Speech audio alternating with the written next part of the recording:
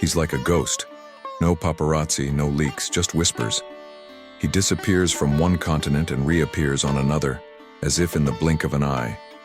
His face is almost unknown, but his name commands the respect of state leaders. He's not just a ruler, he's a shadow behind which absolute power hides. Sultan Haitham bin Tariq, a man whose lifestyle is out of reach even for billionaires. His movements are not trips, they are world events. But how does he do it? How does one man manage to stay out of sight while controlling an entire empire of air, water, and land? Today you will learn 8 startling facts about the most enigmatic leader of our time. And trust me, the final fact might just change everything you thought you knew about power. He owns the sky. For most world leaders, a private jet is a luxury. But for Sultan Haitham bin Tariq, it's only the beginning. While tech moguls rent jets, the Sultan owns the sky. His fleet isn't just made up of planes, they're air fortresses, flying palaces, and mobile command centers. His arsenal includes a personal Boeing 747 worth over $400 million. The interiors are trimmed in gold, the walls are lined with silk, and the chairs are throne-like, covered in hand-sewn leather. Each flight is not just a journey, it is a diplomatic mission at an altitude of 10,000 meters. International deals are decided in these airplanes. Secret negotiations are underway, and rests the man whose decisions affect the fate of nations. For emergency Привет, flights, любители шикарных Gulfstream путешествий, с вами Sky, и мы возвращаемся в the деловую aerodynamics of a авиацию. supersonic fighter Сегодня jet, нас ждет один из but inside старших there's a и bedroom, топовых самолетов full-turn leather Gulfstream seats, Aerospace. and a chef Мечта preparing пилотов, dishes from мечта the rarest бизнесменов, ingredients on мечта board. звезд и один из... And if even the skies get narrow, Super Puma comes into play. A personal helicopter for lightning-fast evacuation from anywhere on the planet. Sultan doesn't just fly. He appears like a storm. He walks away, like a shadow. Each flight is a reminder to the world. While others move, he commands. While others watch the sky, he's already soaring above it. Sultan's maritime empire. If the skies are his territory, the seas are his throne room. When Sultan Haitham bin Tariq takes to the high seas, the ocean doesn't just part, it obeys. Fulk al-Salama, which translates peace ship, is one of the largest yachts on the planet, worth over $500 million. But don't be fooled by the name. It's not just any ship. It's a floating citadel. Inside, a private beach club, a luxury spa, conference rooms for secret meetings, and VIP suites fit for emperors. Next to her is the equally imposing Al Said, the jewel of the fleet. Built by the best shipyards in Europe, she serves not only as a vacation destination, but also as a diplomatic base. This is where deals are signed that change the balance in the region. Hand-carved wood, curtains of natural silk, panoramic windows, revealing more than a view. They reveal power. These yachts don't just dock, they make a statement. Every port call is like a king going to a ball. The world stands still. The cameras catch a silhouette. And inside, absolute silence and control. While the rich buy yachts, the Sultan builds a fleet. He doesn't just swim in. He arrives as the lord of the seas. Sultan's fleet, moving throne. When Sultan Haitham bin Tariq steps onto the ground, the asphalt doesn't crack. It bow. The roads don't meet him. They make way. His fleet of cars is more than just a collection. It's a mobile fortress. Think of it as a royal caravan. Each vehicle with its own function, its own style, its own presence. In the center is a Mercedes-Maybach S600, silent as the breath of the desert and as comfortable as a throne room. It's an office, a sanctuary, a meeting room, and a rolling symbol of prestige. But press the pedal and you see the Bugatti Chiron, a $3 million beast. Not a car, a tornado on wheels. Sultan doesn't use it often, but when he does, the world comes to a standstill. For formal receptions, a Rolls-Royce Phantom, custom-built, hand-finished, armored bodywork, absolute silence in the cabin.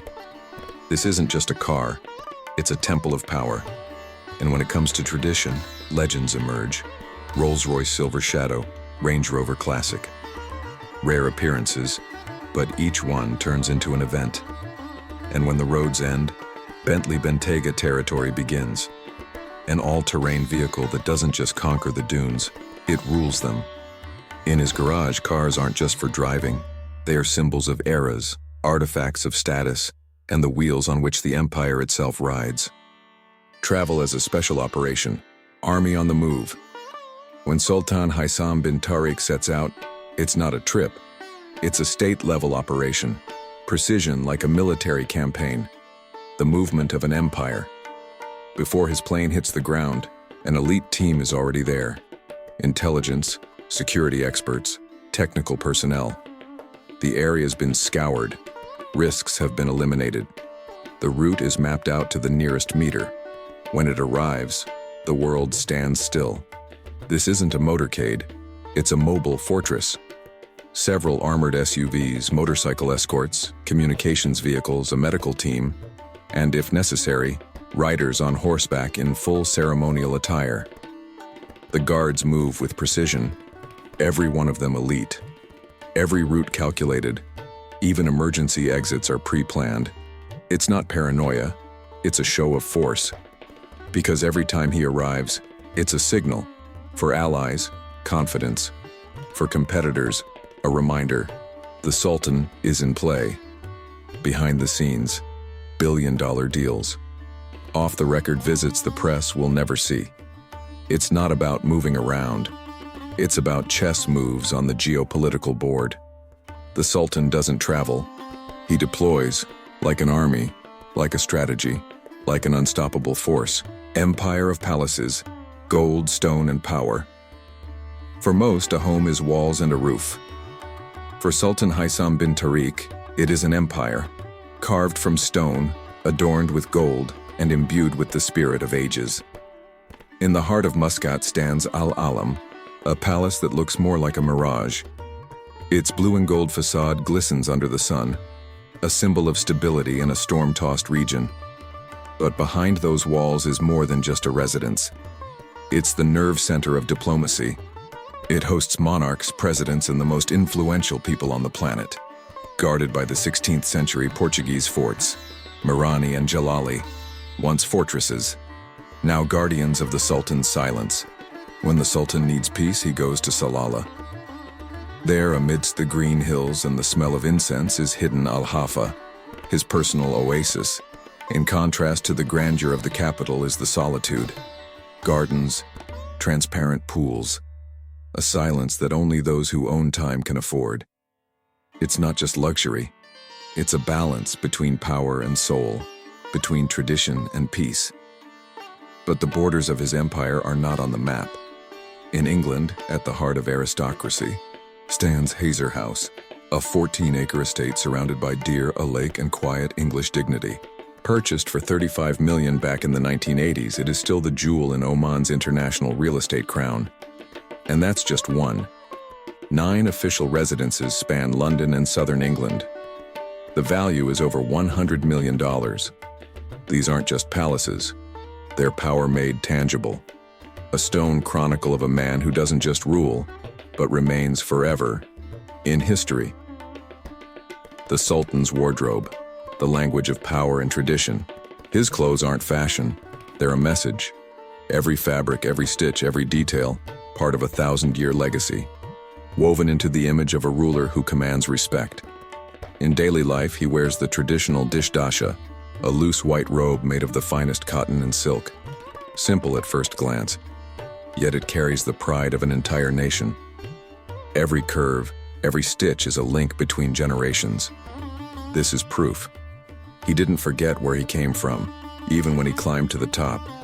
But when it's time to present Oman to the world, he doesn't put on clothes. He puts on a story, silver and gold embroidery, traditional turban, and the symbol of the Omani, the Khanjar dagger, as a reminder of the warriors of the past and the ruler of the present. Each piece is an artifact, not just adornment, but a declaration. I am a guardian of tradition. I am Oman. And yet the Sultan passes easily between worlds. His attire blends European restraint with Eastern wisdom. In each are patterns barely perceptible but saying more than words. Even the fragrance is part of the image. Amouage perfume, created by the will of Sultan Qaboos, is the most expensive in the world. Each bottle contains scents of incense, peace, and the legends of Oman. The Sultan doesn't raise his voice. He enters, and his presence speaks through his attire. Because real power doesn't shout, it shines in silence. The Sultan's legacy, a mystery that became history. When Sultan Qaboos passed away in January 2020, the world froze. There was no crown prince in Oman. The country stood on the brink of uncertainty. But in the shadows, behind the golden doors of the palace, everything had already been decided. Sultan Qaboos, the wisest of rulers, left a letter. In it is the name of his successor. His name was Haitham bin Tariq. He's not just a relative. He is the architect of Omani culture. For over 20 years, he led the Ministry of Heritage and Culture. He restored ancient mosques, protected traditions, and built bridges between past and future. He knew what diplomacy sounded like. He spoke the language of peace, and he had the rare gift of connecting history with progress. In becoming Sultan, he did not merely continue the policy of neutrality. He turned Oman into an island of stability amidst the storms of the Middle East. But he didn't stop. He realized the main thing: oil does not last forever, and started reforms, investments in technology, tourism, education, creating a new economy for a new Omani era. Yet despite the gold, palaces, and power, he remains connected to his roots.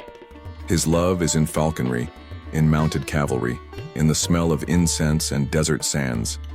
He rules, but he doesn't push. He leads but does not shout. Because true power isn't about possession. It's about protection, the power that remains. Sultan Haitham bin Tariq is more than a leader.